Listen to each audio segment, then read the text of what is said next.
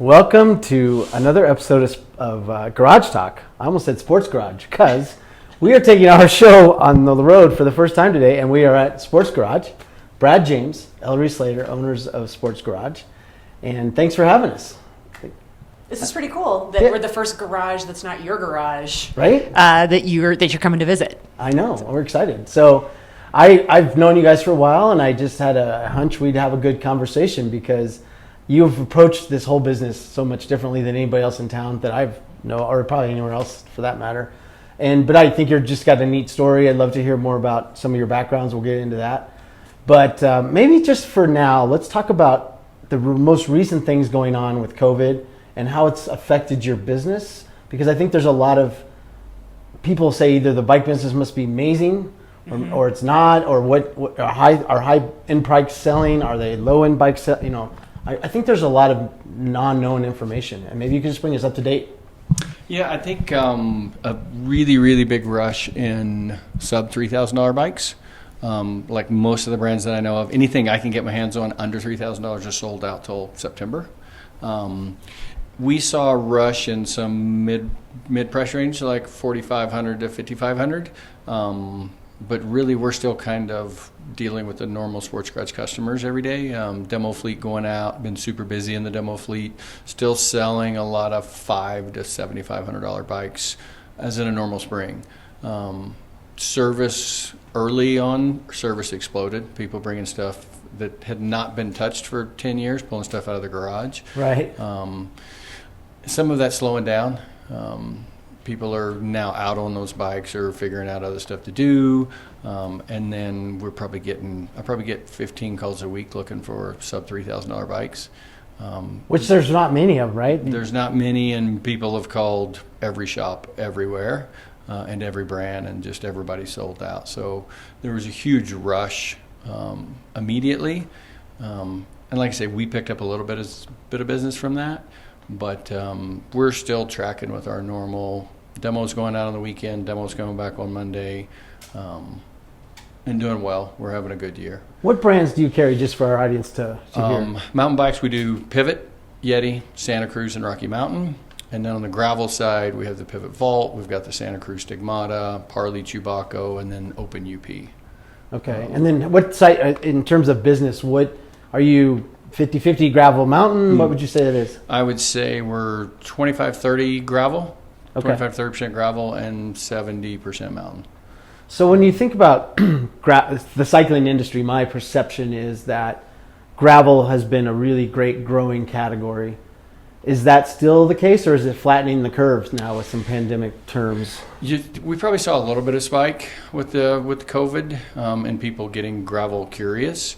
But that category just continues to kind of grow, and I think it'll flatten out a little bit based on everybody replacing their road bike and ending up with a gravel bike. But we did see, I probably sold 8 or 10 gravel bikes to people that were looking for something to do during the COVID, but didn't want a mountain bike. I think the ultimate bike to have is a gravel bike because you can just do anything on it. Right. And we were talking earlier about this epic ride. We'll talk about that maybe in a little bit because it's kind of a neat story in terms of how it affects cycling. But I go ride single track, like my old rock hopper, and then I can ride on the road and average 18 miles an hour, and I can ride on dirt roads back in Boulder. It's an amazing thing. Yeah, absolutely. And it's interesting you say that because the industry did itself an injustice by calling them gravel bikes. They should have been the SUV of bikes or come up with a better category name. I agree. Because it confuses some people because the bike does everything. Bike path, chat paths, does better on the road if you just want a nice, comfortable ride than a road bike. Right. Well, you guys have a really interesting perspective because I want to talk to you, Elorie, because you're the marketing director at Pivot Bikes. Yep. Which is kind of interesting that you own a bike shop, which I want to hear how that all came to be, of course. Yeah. And we'll get into maybe the more fun stuff in a little bit. But talk about Pivot from a national perspective, what you're seeing in this industry right now with the COVID, bike sales, and maybe bring us up to speed from a bigger picture. As a brand, Pivot really prides itself on being as dealer-centric as possible. So one of the things we were keeping an eye on was not only like our own product lineup, but what was happening for our dealers, who we know don't just have Pivot, right? Just like Brad's one of our dealers, and he has a really diverse, group of brands. So we were concerned about, obviously early on, the health of those businesses and those dealers that we'd had long-term relationships with, like how were they being positioned? But Pivot as a brand, one of the things I think was most important was that we chose not to be reactive in any way to the environment. We chose to stay really, really focused on what our core values were around our products. So just as Brad had mentioned, he gets 10 times the number of phone calls that Sports Garage normally would get for sub $3,000 bikes. That's not a category that Pivot has ever excelled in or had a lot of offerings, but we didn't ever entertain a conversation about chasing that market. Okay, so you didn't go make a $900 bike. No, no, didn't even talk about it. It was like, so from a national standpoint, we definitely saw a slowdown where the whole world just pressed pause at the same time that Brad would have seen a slowdown or any of our others dealers did. And then we gradually saw things ramping back up. I think it's very interesting and and I think worth noting that as we've been talking at the macro level as a country about how COVID has affected, disproportionately certain wage groups and where people have lost their income, right. Businesses that do focus in the high-end mountain and gravel, the way that business has trended, it's trended along the same lines as the macro indicators. Huh. So Pivot's trending according to plan this year. That's incredible. I mean, people still want quality products. Yeah. And there's still quality jobs out there. Yeah. It's not like everybody lost their job and have nothing. It certainly could be an uncomfortable topic for people to talk about, right. But we also want to answer honestly about what's happening with our businesses and with the industry. Yeah. I think the conversation that a lot of people are engaged in right now is what's the fate of these people who, like Brad said, pulled their bike out of their garage and said, I think you heard a DJ on the radio last week saying, I hadn't ridden my bike in 10 years and I pulled it out of the garage and why haven't I been doing this? I feel like a kid again. And I think the bigger conversation in the industry right now is like, what are these people going to do, right? Like once they can go to the mall and like hang out at Chuck E. Cheese and Chick-fil-A, are they going to stop riding their bikes again? Or have they become now like permanent members of what we could call like, the bike industry consumers? It's going to be really interesting to see what happens in like 3 years. Yeah. If all of a sudden you're going to get slammed with all these people that bought the $900 bike that now want the better bike. Right. Yeah. Which I would think that's going to happen on some levels. Yeah. I definitely think there'll be some people that are like, oh, this sport's great. I want to progress to the next bike. And there'll be some that end up on Craigslist that probably never got ridden more than a few times. Yeah. Bike racing, bike events should have a nice spike to hopefully make up for this year. Yeah, and we had, I probably had 4 or 5 conversations with people over 50 that were like, oh, there's so little traffic on the roads right now. I feel good about riding my bike again, which is why I've got my bike back out of the garage. So it would be nice to see a reduction in traffic to keep people out on the roads, which is the reason we really focus on the gravel. Right. Like, I don't want in traffic anymore. Yeah. You can get on the gravel bike and you can ride 2 abreast and have a conversation with your partner and who you're riding with and just relax. It's so relaxing. Like the little crunch of the tire on the little gravel and then I've been riding East Boulder a little bit because I'm kind of new to a gravel bike. I think we took you on one of your first We did. gravel rides. It was my very first one. Yeah, I remember you were like, what is this all about? It was 2017. 17, yeah, because in 16 we kicked road bikes out of Sports Garage. Yep.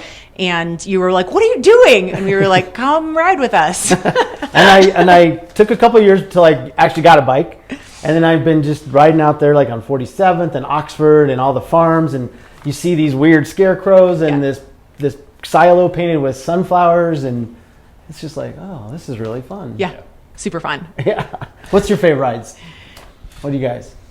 Early season, we go north a lot. Same stuff. Oxford, go all the way up. You can go past Lyons and get up into some more gravel roads. And then as it warms up like this, we'll go up around Gross Reservoir, do the Gold Hill run and go into the Gold Hill Market and buy a piece of pie always. And there's just so much stuff. I mean, we talked about it this morning. And, my preference is always to be on my mountain bike, but the gravel's so much fun. I struggled in the last year going, I'd like to go spend 5 hours on the gravel bike just riding and exploring. Yeah.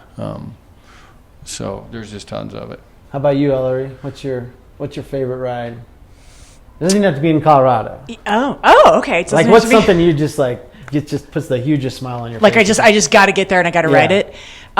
It's kind of funny because like part of me wants to tell you exactly what my tip of the tongue answer is, but then that part of me that's kind of a jerk of a mountain biker is like, if I tell them, then people hear this and they're going to go start riding there, right? You know? So like that. That's Tell my me off honest- camera. No, I really love riding in Idaho in the summer. Really? Yeah, I really do. Where? And, What part? the Driggs Valley, the Teton Valley. Okay. Because I can roll in there with like a gravel bike on the back and a mountain bike on the back, and I can park my truck, and I can ride either one of them for 3 hours in an amazing terrain. Great climbing, great descending, beautiful views. You're like in the shadow of the Teton, and plenty of just like gravel roads all wandering around through the Teton Valley. It's kind of like a tiny mountain town that is cool but not cool yet. Okay. So if you were to say like, where's your favorite place to ride? Driggs, Idaho. Driggs, Idaho. I'm going to look that up. So you grew up in Washington, right? I did. And you grew up in Oklahoma. Yep. Did you guys meet on bikes? How'd that come together here? That's a really great question. I'm going to tell you a true story. Brad, you're looking flush over there. Do it. So before we owned Sports Garage, now Brad is the owner operator, and I work for Pivot, which we Did he fire you or did you quit? I quit. No, Okay. I'm just maybe like 10 years ago, I worked with Sports Garage. Like I was a contract marketer. Oh, wow. And for a period of about 18 months, about half my billable hours I spent with Sports Garage, like an employee of Sports Garage doing some marketing for them. And during that time, I was sitting upstairs in the loft. I was working here. And a guy came in with this really thick Southern accent. Couldn't see his face. Had no idea what he looked like. He was just loud and Southern and needed service done on his fork. And I was like, I don't recognize that voice. Like somebody new in the shop, right? And I came marching downstairs, walked through the shop, did whatever. Leap forward in time, like 60 days. It's the holidays. And a bunch of us from Sports Garage were out at a bar celebrating the holidays. And I ran into a guy, good-looking guy, and we kind of did that like flirt thing, and like, you know, he stuck his business card in my pocket, and I like made a deal with the devil and said, if that guy tells me who he is, then he's the one, and you know, the whole thing. And we got into a conversation before the evening was over and have that casual talk. And he said, what do you do? And I said, well, currently I work part-time for a bike shop. I work at, and he filled in the blanks and said, Sports Garage. You work at Sports Garage. I'm so glad I met you because I was going to spend a fortune trying to figure out who the girl was that worked at the bike shop. And so we ended up spending like a triple fortune because we ended up buying the bike shop where actually we like first encountered one another. So you kept Brad from being a stalker, essentially. That's exactly. I did. That's exactly. So believe it or not, that is a true story. Brad did first see me at Sports Garage, and then we ultimately, a few years later, ended up acquiring the business. Is that all true? All true. Okay. Just making sure. Yeah, 100%. So how did that? Because we've talked a little bit. You came from a whole different space, right? And what made you want to? We'll talk about what you used to do before sporting goods, essentially. If we go like way back in time, I graduated from college with a degree in economics, and I was a commodities trader. That's what it. And so that was really my first academic interest. I really did love economics and finance, but then I spent 9 or 10 years of my life raising my daughters, and so I kind of it gave me this window of opportunity to say like, well, who am I really, right? As I was kind of this right answer monster coming out of college and chasing the brass ring. And so after a period of time in graduate school, I really was attracted to entrepreneurial things and started doing freelance marketing, freelance event design, and just kind of followed my way from client to client and just having more and more opportunities that really engaged me until the former employees of Sports Garage called Brad and I and said, the shop's going to go up for sale, and we picked you guys. And then I came to Brad and I was like, don't kill me, we're buying a bike shop. Well, Brad, I looked at your LinkedIn, and I remember you've been in the sporting good business. You've been Outdoor power equipment. Outdoor, okay. Yeah, I worked for Steel Power Equipment. But you were like a manager, sales territory manager? Yep, territory manager, then a sales manager, had 7 guys underneath me and traveled 120, 150 days a year. and it was time to come off the road. I'd done it for like 18 years for two different companies, and so it was a good opportunity. And in an industry that we both love. I mean, I've grew up racing BMX, ridden a bike all my life. Always makes me feel 12 years old. So Right. why not be around them all the time? Well, these pails that you're sitting on. So my dad was a chemist at Rocky Flats for 35 years. Black and white books, just super detailed oriented guy. And he, for some reason, decided he wanted to open a popcorn and frozen yogurt store in the late 1980s with the economy not so great, and frozen yogurt, like what? TCBY was just on the radar, and he decided to do his own thing. And long story short, 2 years later, it failed. And retail's tough. What was the reason you really wanted to get into retail? Well, I don't know. Well, Brad knew retail really well from his experience developing dealers in another industry. Right. And the outdoor power equipment industry was really similar to bikes in that it's dominated by larger brands and independently owned dealers. So very, very similar dynamic in terms of the distribution channel. I was really focused on marketing and small business development. And so I think, I just came up with this philosophy that with Brad's knowledge about dealer development and sales organizations and like my experience and passion for working with small businesses and doing business development and marketing projects, that we could like bring all that together and we could create something that we really loved out of something that we really loved. So Brad probably was way better informed about the implications of what we were getting ready to do than I was, which is usually how things go in our marriage. Right. But I think it was more like really saying, what would happen? Like, could we be those people talk all the time about taking their skills and saying, hey, let's apply our skills to something that we love. And neither one of us, you notice, there's absolutely no bike industry in our resumes. Right. And so we came at it from like our skills, applying something that we love, rather than let's run after something that we love and then acquire skills. So we focused on skills and said, how can we change or create something that we would like to be a part of? Because we really, really cared about, mountain biking and riding gravel was fully our way of life. Was there any, so we could pick that apart all day long probably, but let's say you sign the deal. Yeah. Okay. And now you've got the keys to this new life. Mm-hmm. And the first couple days you're just probably blurry and like, Yep. Oh my gosh. And maybe after a couple weeks, a little bit of the dust settled. Was there an oh my God moment? You mean when like, we did we really do this? called a lawyer and said like we wanted to Can we get out of this? You mean the oh my God moment I have every day? I really knew what we were getting into because I'd called on so many independent business owners. Mm-hmm. So it fell right in line with what I expected, which was, it's long days, figuring it out.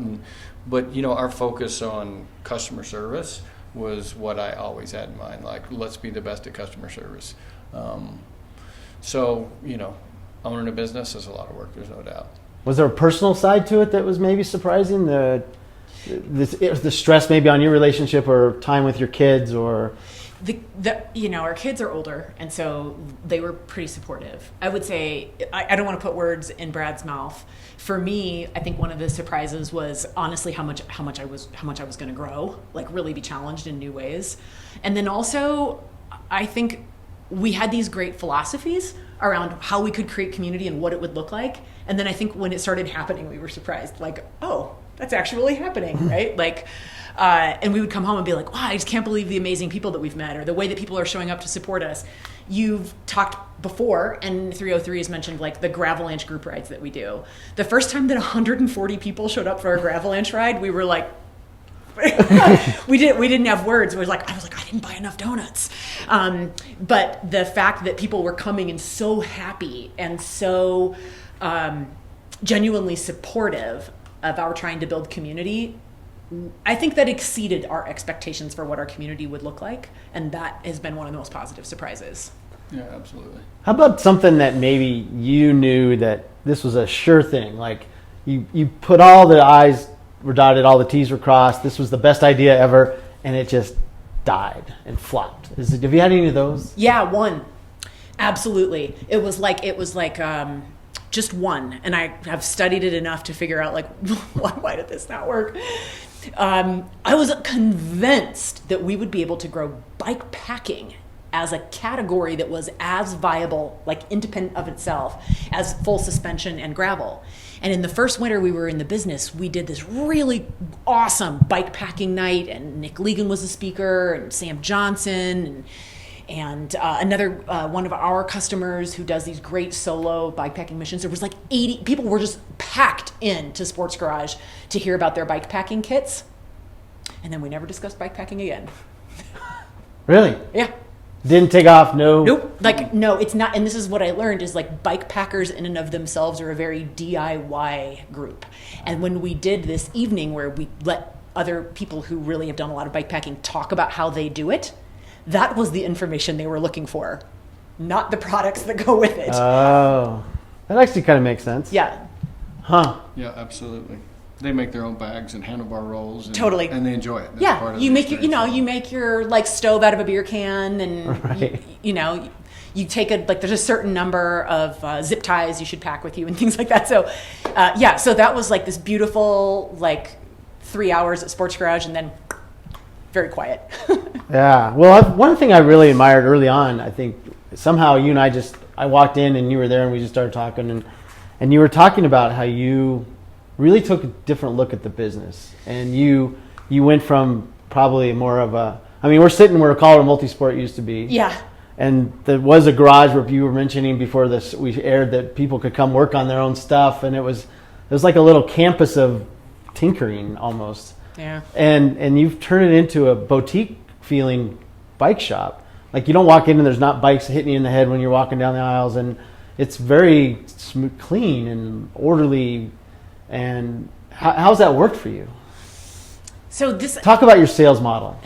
I'll let Brad give you the rundown on what the sales model is, because he can say it really fast, and then I'll speak about like the decision-making process behind that. Yeah, it's so the business had a demo fleet when we bought it in the mountain bike side. Pretty small, like 18 bikes. Now I've got 70. Okay. And I always tell people, like, we're horrible salespeople.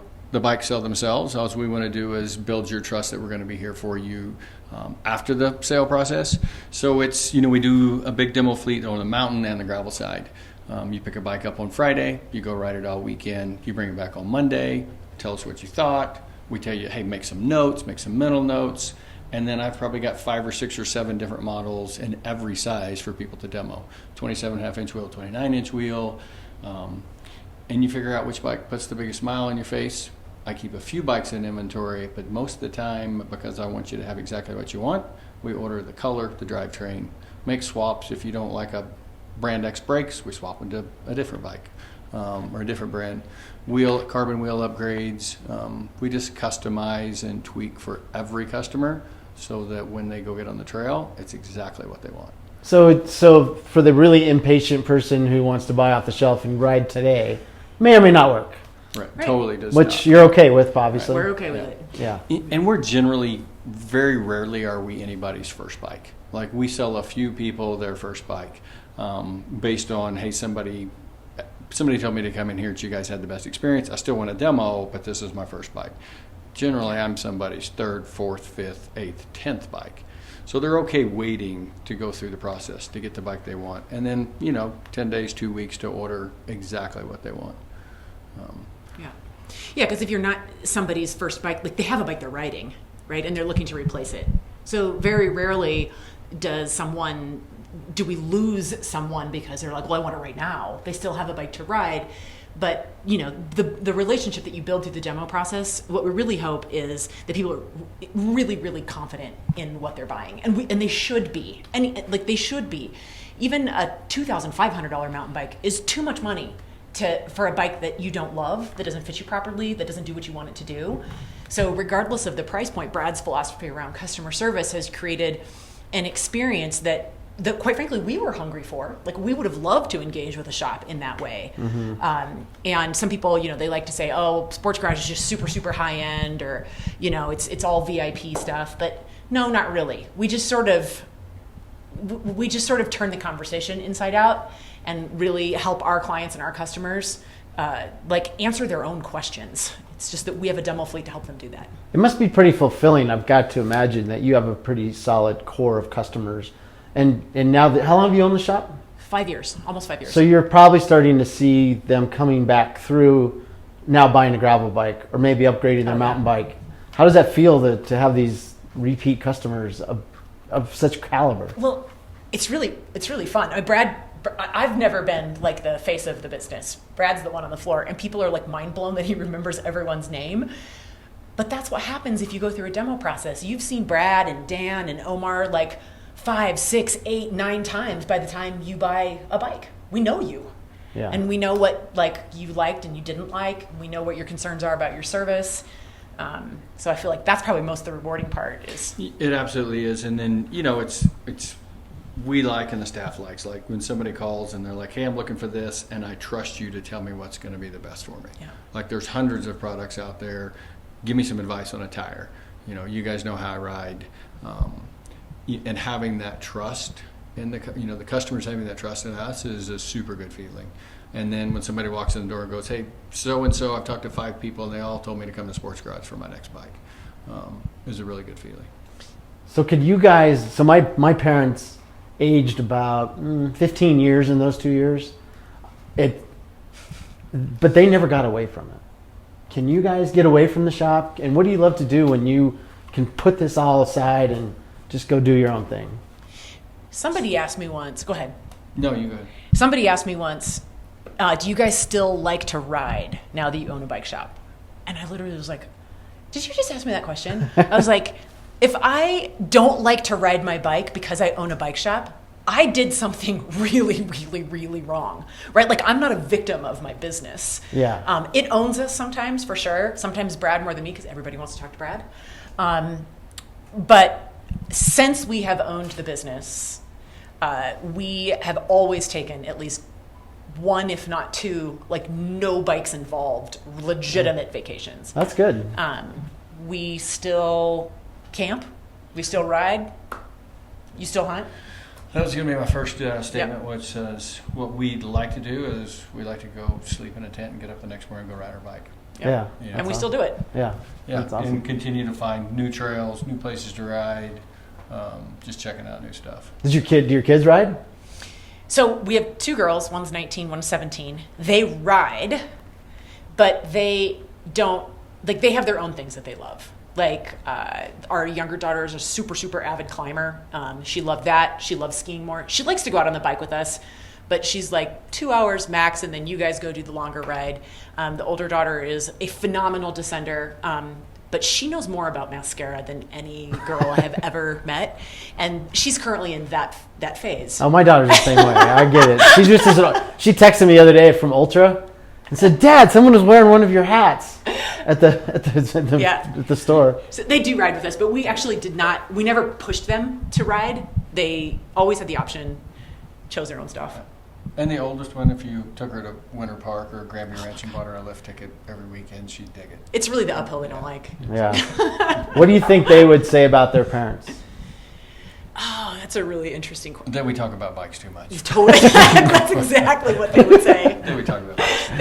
Yeah, they'll like cut us off at the dinner table and be like, okay, can we talk about something other than bikes now? We're tired of that ETAP versus old, DI. What do you stop talking about bikes? Yeah. So and believe it or not, like circling back around to your question about pivot, that actually was a decision so that we would stop talking about bikes. Oh, really? Yeah. Oh, that's awesome. Well, I mean, I would you say this is sort of the great American dream, what you've done? That's a really interesting question. The great American dream. I think I would cross out the word American. Okay. And I would insert the word like personal, right? Because I think that so many people anywhere, regardless of your citizenship or your origins, they think like, what if someday I could just work doing something I love to do, right? And like, I mean, there's an entire section at the bookstore with titles that sound something like Passions into Profits. And there is some truth to a journey that you go on personally if you choose to go that way, because now you've tied your vocation with your identity, and it has some ups and downs. But I would say, yeah, there is a strong element of like the great personal dream of being able to make your life completely, let's call it congruous, right? Because it still has bad days and it still is really hard work sometimes. But we've both worked in enough environments and enough industries to know that there's always really bad days and really hard work. But if you can make it congruous, it does mean something different.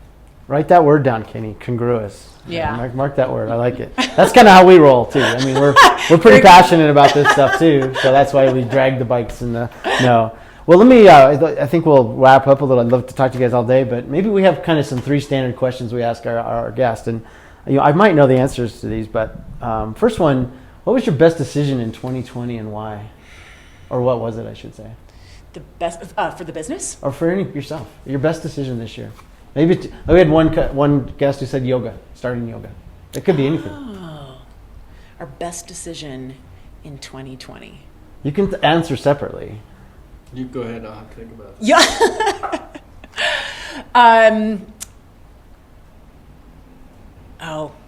I would love to tell you the full answer, but I really know with my whole heart the best decision I've made in 2020 is a professional decision that I was able to make in my role at Pivot Cycles, and it revolves around a women's project, and you'll see it when you see it. Okay, fair enough. But I'm really excited about it. Because you've done that before with some women project. Yep, exactly. So that's a real passion. Yeah, exactly. So Awesome. Professional decision. Okay.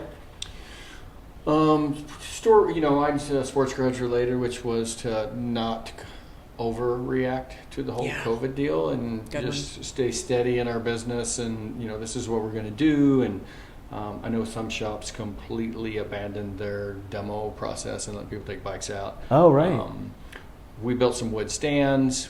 You can stick the bike in there during the demo setup. And we've just stayed steady with that. And I think it's actually helped calm customers' nerves as well. And so we're doing that. We can we can do it at a distance, and it's helped people, because there's been a lot of people like, I need something to do right now.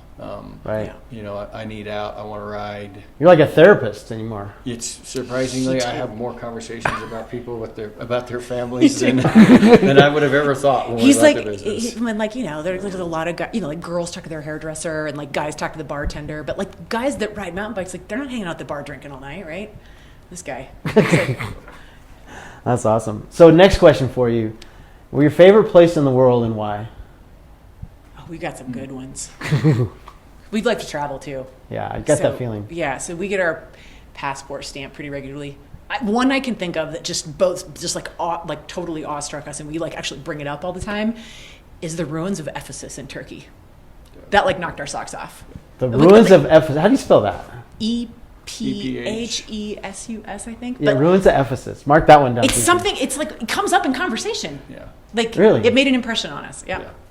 Do you have a favorite place in the world? It's a coin toss between Creed, Colorado, and Crested Butte.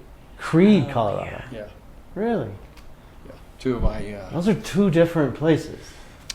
Both beautiful. Yeah, right. Absolutely. But remote. they're like, that's a big difference of style of place. Mm-hmm. Interesting.